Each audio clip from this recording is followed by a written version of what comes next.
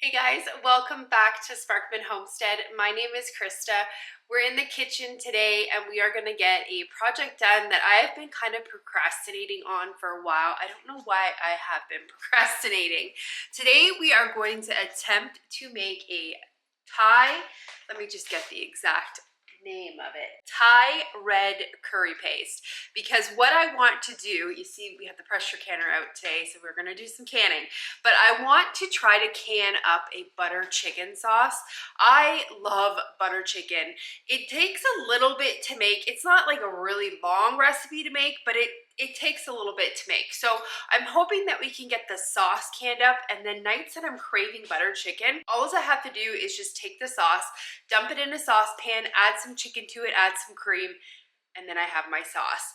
So we're gonna attempt today to make this paste and can it up. I've been wanting to do this project for a while, so I'm super excited to get to it today with you guys. So let's get started. We're gonna have to start by making the red Thai curry paste. You can definitely go and buy this from the store if you don't want to make your own. There's also some other really good soup recipes that call for curry paste, so I was hoping to have that kind of pre-made. The recipe says that it stores well in the freezer and in the fridge. So if we don't get using it all, then what we can do is put it in the freezer and save it some for later. Every time we want to use it for like a soup or something, then we can just get it out of the freezer. Because I don't think this recipe is canning safe. I'll have to double check, but it's a pretty thick paste, so I don't know if it would be. So like I always do for you guys, I will leave, ooh, that lighting is not good. Sorry. It's really, really rainy out today, so it's kind of really dark in my kitchen. This recipe says that it makes 6 tablespoons, so definitely not worth canning. I will leave the recipe linked for you guys for both the red curry paste and for the butter chicken sauce. This particular recipe that we're using today doesn't actually call to have chicken put in it, so we don't need to get any chicken prepped. So let's get everything ready to make this red chili paste. I don't have red peppers. I have some peppers. This is a chocolate pepper, which is like a sweet pepper. And then we have a cayenne pepper and we have a red jalapeno pepper. This recipe says to use 2 large red chilies. I went and looked a little bit further into the recipes, like into the notes of it, and it says if you prefer not to have this like a really, really hot sauce, you can use red bell peppers in place of the chili peppers. It says the smaller the pepper, the hotter the sauce is gonna be. So I thought we would do kind of a mix of like one, because I don't have large chilies or large bell peppers. I'm just using what I pulled from my garden months ago, and it's still good in my fridge, which is amazing. I really have to get them preserved up. But anyways, so I don't have large peppers, so what we're going to use is 1 chili pepper for heat, 1 red jalapeno for heat because it's not as hot as the chili pepper, and then we'll use 2 sweet bell peppers because again they're on the smaller side, so that should be good. We're going to get to use our lemongrass that we preserved. I showed you guys a couple videos back how I preserved all of my lemongrass, so we're going to get to use that in this recipe also. Yay! I love the smell of lemongrass. It's so amazing. So let's get started. I'm going to go and collect all of the ingredients that we need, and then I will come back and we will get it started.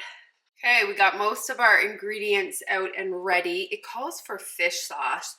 I don't know how that's going to be, but we'll experiment. I've never made this recipe before, so this is, you guys are going to be doing it for the first time with me. I also have gloves on because we need to cut up those chili peppers, like these 2 peppers, and I'm really not wanting to burn my hands, so I have gloves on to cut them up. It does say that we need to take the seeds out of them, so it'll be less hot. I'm gonna bring you guys down so you can see what I'm doing. Alrighty, we're gonna start by prepping our shallots. The recipe actually calls for 100 grams of shallots. I think this is a European recipe because all of the ingredients are in gram measurements. I do have a kitchen scale, so what I'm going to probably do is just cut 1 shallot up. I'm thinking that 100 grams would be about 2 shallots, but we'll cut them up and then we'll see. I guess if I have too many, then I could just throw them in a little Ziploc baggie and put them in my fridge and just have pre-cut shallots. So shallots are just like a onion. It's just like a sweet, from what I've read, it's just like a sweeter version of an onion, and they are a lot smaller. this is going to be ending up going into a blender, so I'm not too concerned with getting like a uniform cut with it. I'm gonna rough chop everything. I'm saving all of my peelings also for my scrap bag, for making broths and stuff.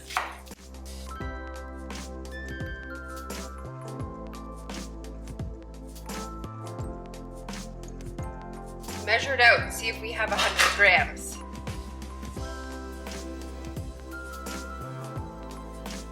Yep, just a little over 100 grams. So 2 shallots, 2 medium-sized shallots would be good for this recipe. We're at 108 grams. My scrap bag. Okay, and then we need 10 grams of fresh garlic, or ginger, sorry. And it says that you can also use jarred ginger pieces. So I measured this out, and this is about 20 grams. So I'm just gonna do half of it. Just gonna get the peelings off of it. I freeze my ginger, and it makes it so much easier to cut.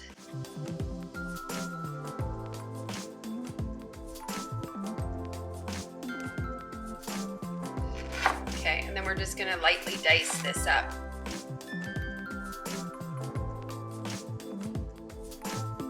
I'm just gonna add it with my shallots because again, everything is going into the same blender or the food processor, whatever you have, blender or food processor.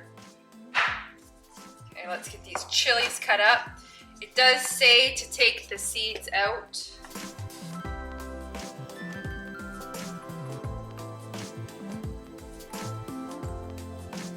The way I'm thinking about this is if this is not spicy enough that I'm putting it into meals, I can always add, once the meal is finished cooking, I can always add like my Thai chili sauce that I made, or I can add hot sauce to it. So there's lots of things that I can do to enhance the spice flavoring of whatever dish I'm putting in this in. So I'm not too concerned that I'm using mild peppers. So we have our little bell peppers here and the chocolate bell pepper, which I find tastes a lot like a red pepper. That's why I'm using it. It's just a sweet pepper. The only thing that I'm thinking is gonna affect it is this green part, because green pepper tends to be not bitter, but just a little bit different. Not a little bit, a lot of a difference of flavor profile. But we're gonna just use it because that's what we have. And I don't know how like authentic this recipe is. I found it online. I did some recipe comparisons. So hopefully it turns out good. Not too concerned with them being not completely chopped because again, we're gonna put it in the food processor. So we need 1 lemongrass stalk. So these are just the ones that we harvested. So we're just gonna get this lightly chopped.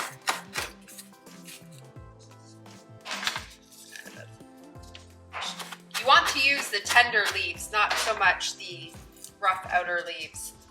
The higher up on it you go, the less tender it's gonna be. I think that's good. Smells amazing. I'm just gonna use one more because that one wasn't a big one. I know the ones that you can get like at the Asian markets and stuff, they're a lot bigger than these. So I'm just gonna use another little small bottom one.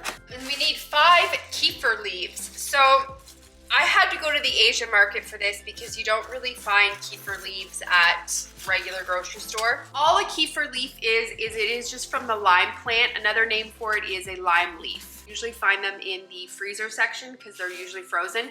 So these were actually fresh and I ended up just putting them into my freezer because I know you can freeze them. You usually have to go to a specialty store to find them. I love keeping them on hand because I love eating tom yum soup. That is my favorite Thai soup. So it calls for lime leaves, so I usually have them on hand. So we are going to use 5 of them. They just look like this. It's like a double leaf. They're called kefir leaves, or sometimes they're labeled as a lime leaf. That should be good. Put these in my freezer. These ones are in really good shape. I'm gonna compost them. knife is not the sharpest knife, which is not good.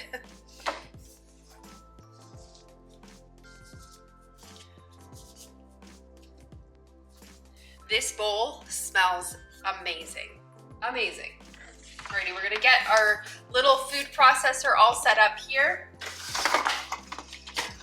You can also use a blender. I think I said that before.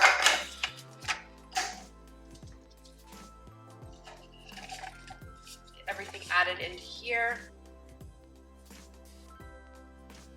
So you want to use 1 tablespoon of garlic paste or 2 garlic cloves. So we're just going to use this. I'm going to use about a teaspoon of it.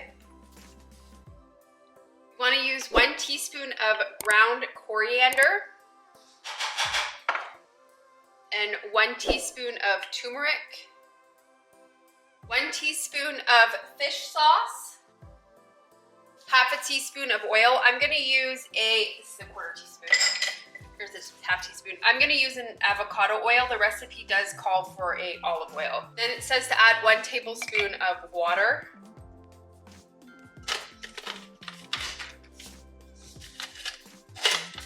So we're gonna get this blended up until the mixture is a really thick paste. The recipe says that if it is not, like if the blender is having a hard time getting thick, like it's struggling, then you can come in and add a little bit more water. It's kind of like making a hummus. You just kind of add water until it gets to the thickness that you like. So we're gonna get this blended up and let's see what the consistency is like and if we need to add any more water to it.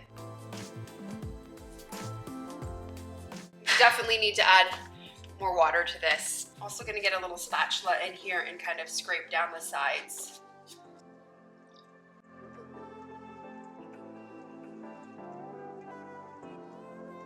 So it's got a lot of chunks in it. I could definitely use my Vitamix with this and it probably would get this more pureed, and I'm debating whether I want to do it or not, but I'm thinking that it is not enough for my Vitamix. Like it usually needs to have a little bit more in it because it's a big container. I don't have a smaller thing I can put on it. Maybe I do. Let me double check and see what I have for my Vitamix. I have these little, I don't know, it's a special like smoothie maker attachment for my Vitamix, so I'm gonna try to use that. And I definitely added too much water. That 2nd tablespoon, I probably should have started with a teaspoon and not a tablespoon, but that's okay. We'll just kind of make it work.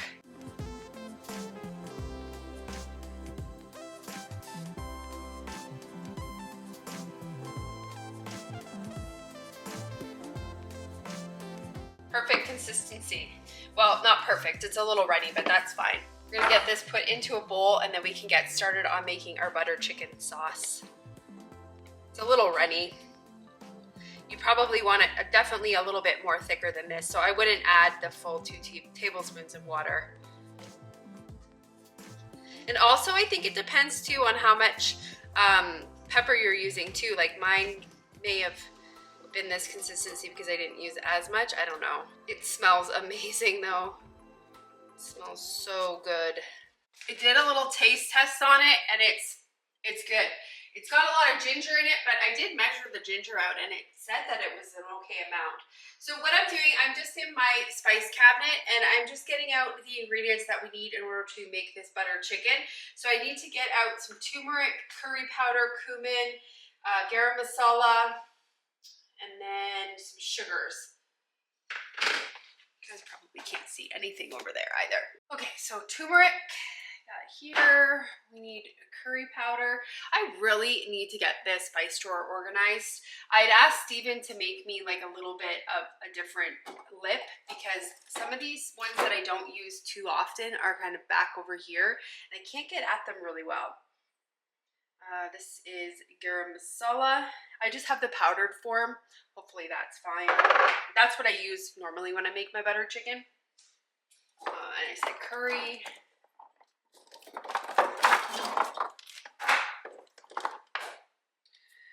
Curry powder. We need cumin. I have some onions out. So this recipe calls for 4 medium onions diced. This is one of my onions from Azure Standard. Look at how huge it is. Like compared to the onions that I grew. Now, mind you, this is one of the smaller ones that I grew. So it calls for 4 mediums. So I'm going to use one of these big ones as like 2 mediums. And then I have this size one, and then one a little bit smaller than that. So we're gonna get them all chopped up also. I think that's all I actually need out of this spice drawer. Get some salt. I like to get all of my ingredients all together before I start my canning project. That way when I'm putting ingredients into the saucepan, it's just a matter of it's just right here, all prepped and all ready. So actually, let's get the onions prepped first. I have my chopper here. I picked this up at Walmart. I think it was like $12. This has been a lifesaver when it comes to canning. It makes chopping so easy. When I make my cowboy candy next year, I am going to use this because this is a game changer. Yeah, I think it was only like $12 or $13 at Walmart. Amazon does have them, and if I can find it, I can leave it linked for you, but to be honest, I did a price comparison from Amazon to Walmart, and Walmart was definitely cheaper. And I'm putting this in the wrong thing.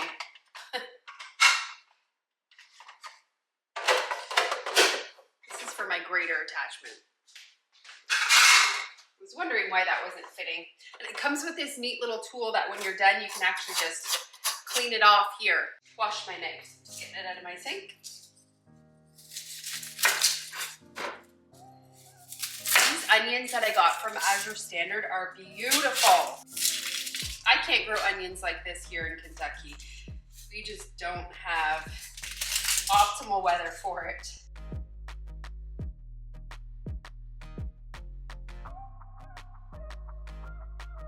Yeah, my onions are all starting to already rot. They just don't, I can't cure them good enough here. It's just too humid. I wish I had a root cellar too. If I had a root cellar, it would make things a lot easier to cure, but we don't unfortunately have a root cellar. We don't have a basement here. We do have a storm shelter, but I've tried storing stuff in it before and it didn't go very well. Also, I don't want to have the storm shelter full of food, especially if we need to go down there during a storm. Ooh, my eyes are watering. Okay, let's get to chopping.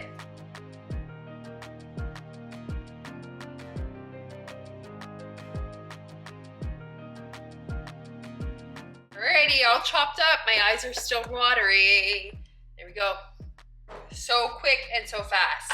Had to let my eyes recover a little bit. Sorry, it's really dark in my kitchen today. So we have a little bit of tomatoes here. These are just some tomatoes that I picked when they were green. I have some more sitting over here. These are the last of my tomatoes. This recipe calls for 4 cups of, was it 4 cans or 4 cups? Let me double check and see. Because we're gonna grab some diced tomatoes out of the pantry because I know that those tomatoes aren't gonna be enough. 4 cups canned crushed tomatoes. So we're gonna use these ones because these ones were gonna end up in my freezer anyways. So we're just gonna use those, we'll crush them up ourselves. And then we will use, we'll get 2 pints out, we'll measure and make sure. And then what we'll do is we'll just take the immersion blender and like quickly crush them up. Where are my diced tomatoes? I'll have to come back and grab the other ones. Can't carry the camera and the cans. I need a little basket for in there. So I grabbed a big quart size and a pint size, plus we have the fresh tomatoes. So I'm gonna put them all in this big stainless steel bowl, well not big, medium-sized bowl, and then get my immersion blender, and then we'll just immersion blend them, and then that will be a crushed tomato. So I have a little piece of ginger here. This recipe calls for 2 teaspoons of fresh ginger. So I'm just gonna get this quickly chopped up. That chili paste is a little ginger heavy, so I'm not going to, well this is probably 2 teaspoons anyways, but I was gonna say if it's not quite 2 teaspoons, I'm fine with it because the chili paste is got ginger in it. Get a little bowl. I think this recipe actually comes together fairly quickly. So we're gonna actually get some water added into our water bath canner because I have my jars that are staying hot and I need to get my water hot in that water bath canner also because we'll be putting hot liquid. I'm just washing my tomatoes. We'll be putting hot liquid into the jars. So we need to have the jars hot and we need to have the water hot. I'm just gonna get my water added to the line. So I have that turned on low so it will slowly come to temperature. So I'm just gonna take the cores out of these tomatoes, and then we'll just do a really rough chop and put them into this bowl because we're just gonna immersion blend them anyways. Not too concerned with the skins. Should I be concerned with the skins? I know you really shouldn't can stuff with the skins on it, but I think we end up blending this anyways. So this recipe actually does not state that you need to blend it. I'm gonna blend it with my immersion blender when I'm cooking it because Stephen doesn't like the texture of biting into an onion. I'm just gonna blend it until it's smooth, just so that I don't have to worry about the tomatoes in it. They'll just get blended. They'll get blended up. I think this should be enough, but we'll measure it out once we're done. Have a quart stock pot here, and I'm gonna add about 1 tablespoon of oil to that. We're gonna get our onions added to this.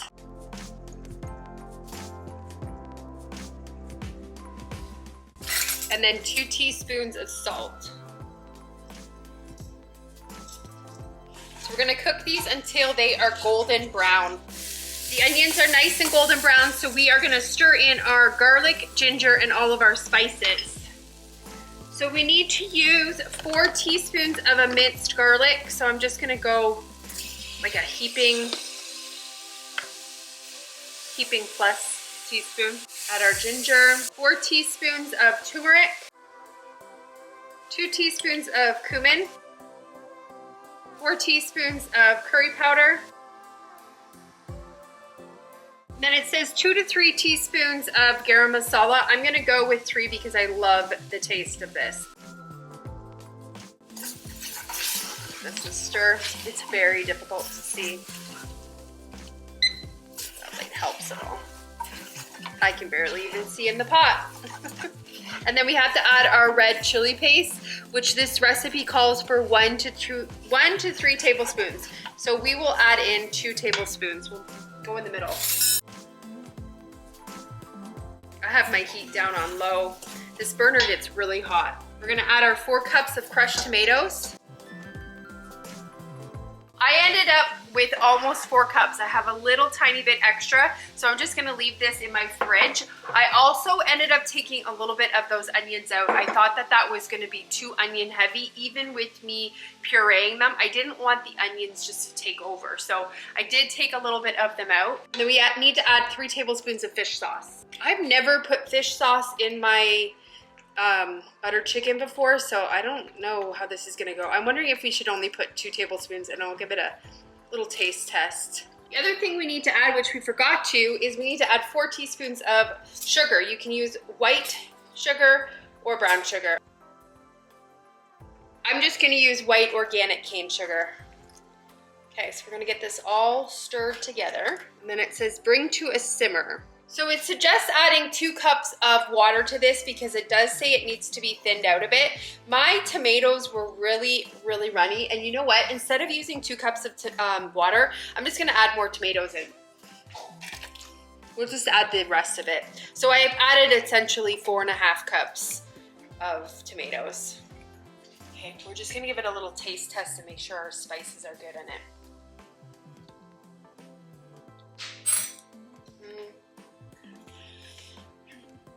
Missing something. It doesn't taste like butter chicken. Hold on, it's missing something. Okay, so it is definitely missing some stuff. So we are gonna just play around with the seasonings a touch bit. So I am gonna add probably another teaspoon of salt in here. I'm gonna add a little bit more of the, oh, this is the wrong thing. I'm gonna add a little bit more of the garam masala. Probably go in maybe half a teaspoon. Definitely gonna add more cumin. It's just, I'm not picking up any of these spices in here. And when I make butter chicken, it is very, like the spices really are pronounced in it. And I'm adding more garlic. I added all of the other stuff to it. My phone died in the middle of that. So got a new battery, good to go. So I added more garlic to it, I added a touch bit more salt, and it's kind of close. Now, the one thing I add to my butter chicken is this as well. I don't know if it's gonna pick up the name of that. Hopefully it's not blurring out. But I also add this. So I think what I'm gonna do is when it comes time to actually like take it out of the jar and make my butter chicken, I don't know how well this will stand up in the canning process because it is a very, very, very fragrant. It is my favorite, one of my favorite smells. It is like fenugreek. This is another name for this is like the fenugreek. I'm not saying it correctly. I'm mispronouncing it, but it's a leaf of a spice. Smells delicious. So I think when it comes time to make my butter chicken, I'm gonna add this. And the other thing I'm actually omitting in the recipe is it calls to use coconut cream. So it says that you can add 1 can of unsweetened coconut cream to this at this point and then can it up, or you can add it when you are going to make it. I'm actually not gonna use coconut cream. So when I go to make my buttered chicken, I'm just gonna empty the saucepan. I'm gonna add in heavy cream or milk to it and then add in that other seasoning. That way it'll be more like the butter chicken I remember, and it's still very convenient because most of the hard work is already done. So we'll do that. So far it's tasting good though. I'm gonna get the immersion blender in here and just blend this up a little bit more just to thin it out and also to get those onions pureed up so they cannot be detected in here. I'm actually gonna take it off the heat to blend it though because I don't want to get hurt.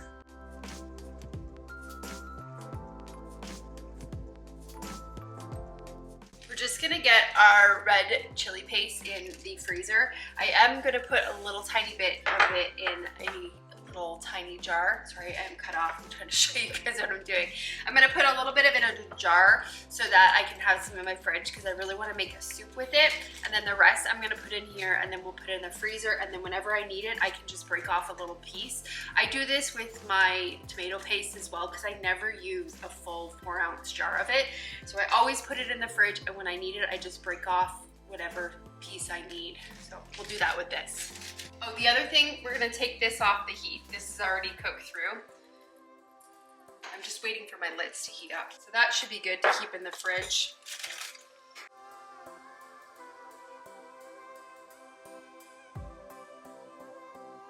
Okay, let's get them jarred up. We're gonna do them in quart-sized jars because that would be 1 meal for us. Sadly, this is probably only gonna make about 3 quart-sized jars. I didn't do a double batch of it. I knew it wasn't gonna make a lot, but I didn't honestly wanna do a double batch because I don't know if I'm gonna like this or not. This is the first time I'm experimenting with this recipe. So we'll see if we like it.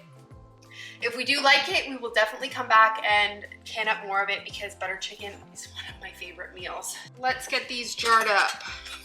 Oh, and we need to know how much headspace. It says 1 1/4 inch headspace, which is weird. I wonder if it expands. Yeah, maybe we'll only get 2 quarts. Doesn't make a lot. I wonder if I should do this in pint-sized jars. I don't even know if I'm gonna get 2 full quarts. I guess I'll just do the quarts. Yeah, it doesn't make very much. I don't even have 2 full quarts. I guess it's because I didn't add the water to thin it out, but honestly, this sauce is really, really thin. Okay, I'm gonna have to do this in pints. Okay, we're gonna try this again with pint-sized jars. I got them hot. Hopefully we can get more than 2. I definitely would have doubled this recipe, but I just don't like doubling a recipe that I've never tried before. I just don't want to waste food. It's a 90-minute time too, I think. I'm gonna have to double check because I was looking at the quart size, so now we don't need to pressure can for as long. We're gonna get 3 pints. Debubble.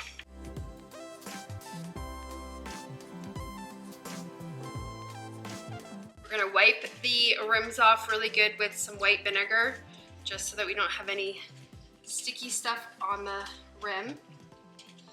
I'm gonna do that again because I just put sticky stuff on the rim. It wasn't already there. Put our lids.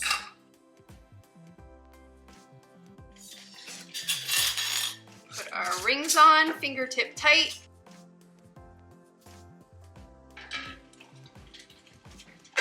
Water is on low and it is a little too hot. I'm just gonna bring it down That water is a little too hot for me to put these jars in. I do not want to break the jars. After all of that work, we're not trying to break jars. So I'm just gonna let it kind of cool down just for a second, and then we'll put our jars in. I'm also gonna double check. Okay, so pints get processed at 75 minutes. If you are doing quarts, 90 minutes.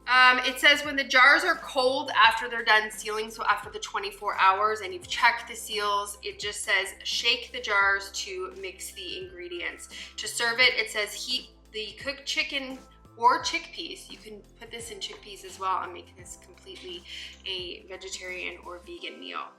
And then just add it with your cooked meat. And then it says add a little spinach if you would like. If you didn't add the dairy with the canning, so if you didn't add the coconut milk the coconut milk or the coconut cream, then you would add it at time of cooking. But like I said before, we're just gonna add our heavy cream when we cook this and that other seasoning spice.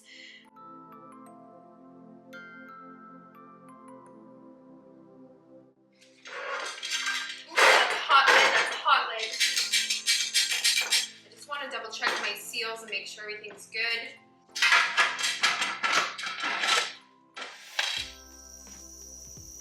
Turn it back up.